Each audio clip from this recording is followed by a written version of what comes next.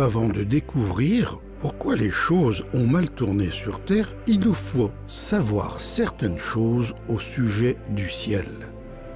Cet autre monde, aussi appelé le paradis, est un endroit de pure lumière, de couleurs éblouissantes, de musique émouvante, de conversations enrichissantes et de mystères élucidés. Les activités les plus insignifiantes de la vie céleste surpassent le plus grand plaisir que la terre puisse offrir. Le ciel est une autre dimension. Le ciel est la demeure du roi. L'attrait le plus fascinant de ce lieu, c'est le roi lui-même. Chaque recoin de la ville céleste est conçu pour refléter sa majesté. La ville était d'or pur, semblable à du verre pur. La description la plus détaillée du ciel se trouve dans le dernier livre des Écritures, l'Apocalypse. Dieu a donné au prophète Jean un aperçu du ciel et lui a dit de mettre par écrit ce qu'il a vu. Et là, dans le ciel, se trouvait un trône. Sur ce trône, quelqu'un siégeait. Le trône était entouré d'un arc-en-ciel qui brillait comme une pierre d'émeraude. Du trône partaient des éclairs, des bruits de voix et des coups de tonnerre. Devant le trône, il y avait comme une mer de verre aussi claire que du cristal. Je regardais encore et j'entendais la voix de multitudes d'anges. Il y en avait des milliers, des dizaines de milliers. Ils se tenaient autour du trône. Ils ne cessent pas de chanter jour et nuit. Saint, Saint, Saint est le Seigneur Dieu Tout-Puissant qui était, qui est et qui vient. Ange signifie messager ou serviteur. Les anges sont des êtres spirituels. Comme leur créateur, les anges sont invisibles à l'homme, sauf lorsqu'ils doivent apparaître à l'œil humain pour les besoins d'une mission. Le roi du ciel a créé les anges avant de créer les humains. Dans son livre, il nous dit que les anges poussaient des cris de joie en le regardant créer le monde. Dieu a donné à ses anges la capacité de le connaître, de lui obéir, de le louer et de le servir à jamais. Les anges n'étaient pas les esclaves de Dieu. Comme c'est le cas pour les humains, Dieu ne les a pas forcés à se soumettre à lui. Il voulait qu'ils le servent avec joie et de leur plein gré. Les Écritures nous parlent d'un ange d'un rang très élevé à qui Dieu avait donné une grande intelligence, une grande beauté et un grand pouvoir. Si tu connais l'histoire de cet ange, alors tu sais d'où vient le mal. Lucifer était l'un des chefs parmi les anges. Son nom signifie « porteur de lumière ». Les Écritures du prophète disent, en parlant de Lucifer, « Tu as été un modèle de perfection, avec ta grande sagesse et ton incomparable beauté. » Puis, Lucifer s'est mis à se regarder lui-même au lieu de regarder à son grand roi créateur. Pour la première fois de toutes, un être créé est devenu fier de lui-même, aveuglé par sa propre beauté et son intelligence, et oubliant qu'il avait créé. Lucifer a dit dans son cœur, « J'élèverai mon trône au-dessus des étoiles de Dieu. Je monterai sur le sommet des nues. Je serai semblable au Très-Haut. » Lucifer voulait être le roi. Il voulait que sa volonté soit faite au lieu de celle de Dieu. Le péché était entré dans l'univers.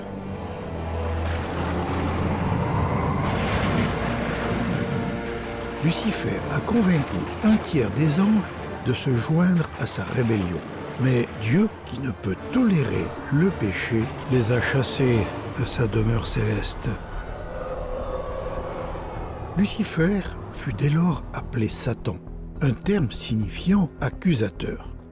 Il est aussi appelé le diable, ce qui signifie trompeur. Les anges mauvais sont appelés démons. Dans un endroit secret et obscur, Dieu a préparé une prison pour le diable et pour ses démons. Cet endroit s'appelle l'enfer et le lac de feu. C'est un lieu de séparation éternelle d'avec Dieu, un endroit où les rebelles ne causeront plus aucun problème. Un jour, Satan et ses démons y seront pour toujours enfermés, mais ils n'y sont pas encore tous. Alors, où ces esprits mauvais sont-ils allés après que Dieu les ait chassés? Ils sont entrés dans l'atmosphère terrestre. Là, le diable a organisé ses anges en rang. S'il ne pouvait pas régner au ciel, il régnerait sur la terre. Voilà pourquoi les Écritures appellent Satan le prince de la puissance de l'air, l'esprit qui agit maintenant dans les fils de la rébellion. Le diable et ses démons nous sont invisibles, mais ils sont bien réels. Même si nous ne savons pas à quoi ils ressemblent, nous connaissons leurs noirs desseins, leurs projets malfaisants. Ils utiliseront toutes sortes de ruses pour inciter les humains à faire partie de leur royaume des ténèbres et de malédiction. Ils ne reculeront devant rien pour te détruire. Satan lui-même se déguise en ange de lumière. Car votre ennemi, le diable, rôde comme un lion rugissant, cherchant quelqu'un à dévorer.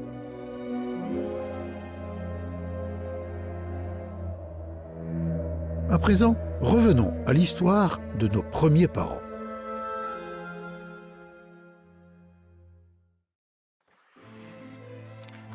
La vie d'Adam et Ève était remplie d'aventures, et ils avaient une raison d'être.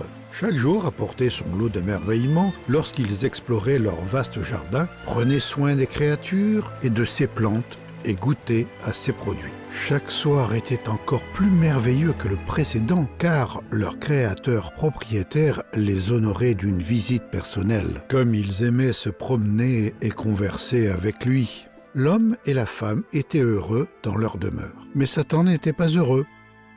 Il haïssait Dieu et il haïssait ces deux créatures qui reflétaient l'image de Dieu. Alors le diable, qui avait échoué à s'emparer du royaume céleste, a formé le projet de s'approprier le royaume terrestre. Si seulement il pouvait amener Adam, le chef de la race humaine, à choisir d'enfreindre la loi de Dieu, mais il n'allait pas tenter Adam directement. Un jour, Ève a entendu une voix. Ce n'était pas celle d'Adam, ce n'était pas celle de Dieu. C'était celle d'un serpent. Pour Ève, un reptile parlant n'était qu'une découverte de plus. Elle n'aurait pas pu s'imaginer que l'ennemi de Dieu utilisait le serpent. Elle ne savait pas non plus que Satan voulait se servir d'elle pour tenter Adam de désobéir à la loi de Dieu. Le serpent avait attendu patiemment, épiant chacun des mouvements de la femme d'un regard calculateur. Puis le moment venu, il lui a lancé de sa voix sifflante. « Est-ce que Dieu vous a dit « Vous ne devez manger aucun fruit du jardin ?» Satan voulait semer le doute dans l'esprit d'Ève à l'égard de la parole de Dieu. Il voulait aussi qu'Ève pense que Dieu privait elle et son mari de quelque chose de bien. La femme répondit au serpent. « Nous pouvons manger les fruits du jardin, mais quant aux fruits de l'arbre qui est au centre du jardin, Dieu nous a dit « Vous ne devez pas en manger, pas même y toucher, de peur d'en mourir. » Le serpent répliqua « Pas du tout, vous ne mourrez pas, mais Dieu le sait bien. Dès que vous en aurez mangé, vous verrez les choses telles qu'elles sont. Vous serez comme lui, capable de savoir ce qui est bon ou mauvais. » Qu'est-ce qu'Ève allait faire?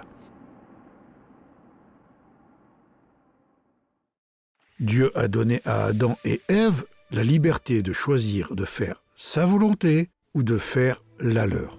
Le Seigneur savait ce qui était mieux pour ces créatures qu'il avait faites à sa propre image. Il voulait qu'Adam et Ève lui fassent confiance, même s'ils ne comprenaient pas les raisons qui guidaient sa directive. Seul Dieu pouvait prévoir toutes les terribles et vastes conséquences du mal, et c'est pourquoi il avait dit à Adam « Tu ne mangeras pas de l'arbre de la connaissance du bien et du mal, car le jour où tu en mangeras, tu mourras certainement. » Mais à présent, le serpent disait à Ève « Mais vous ne mourrez point !» À qui Ève devait-elle faire confiance? À son créateur ou à une créature? Voici ce qui est arrivé. La femme vit que l'arbre était bon à manger et agréable à la vue, et qu'il était précieux pour ouvrir l'intelligence. Elle prit de son fruit et en mangea. Elle en donna aussi à son mari qui était auprès d'elle, et il en mangea. Elle en a mangé, et il en a mangé. Ève a mangé du fruit défendu parce qu'elle avait été trompée par les ruses de Satan. Adam en a mangé parce qu'il a choisi délibérément de suivre son propre chemin plutôt que celui de Dieu. Au lieu de se soumettre à son Créateur saint et aimant, l'humanité s'était livrée à l'ennemi. Nos premiers parents avaient péché.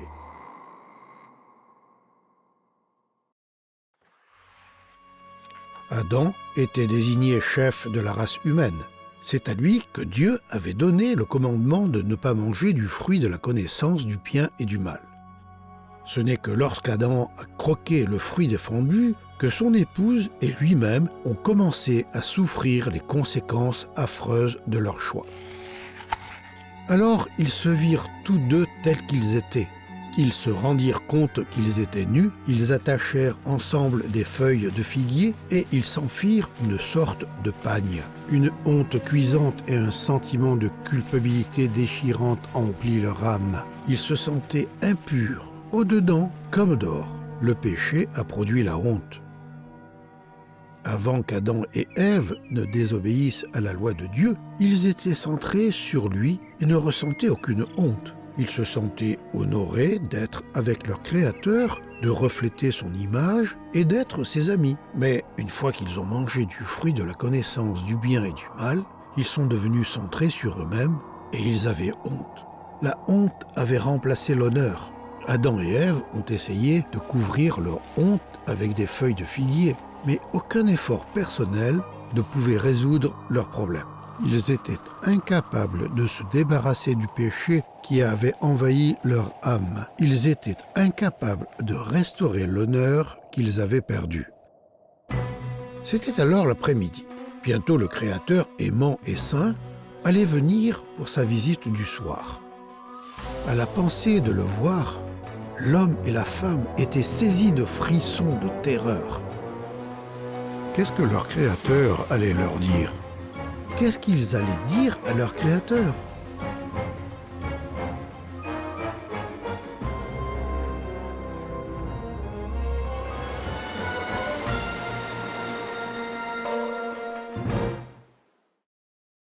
Avant qu'ils ne désobéissent à Dieu, Adam et Ève s'étaient toujours réjouis de voir leur ami et Créateur chaque fois qu'il venait leur rendre visite. À présent, ils avaient peur. Le soir, quand souffle la brise, l'homme et la femme entendirent le Seigneur se promener dans le jardin. Ils se cachèrent de lui parmi les arbres. Tels des enfants désobéissants essayant de se cacher de leurs parents, Adam et Ève ont essayé de se cacher de leur Créateur.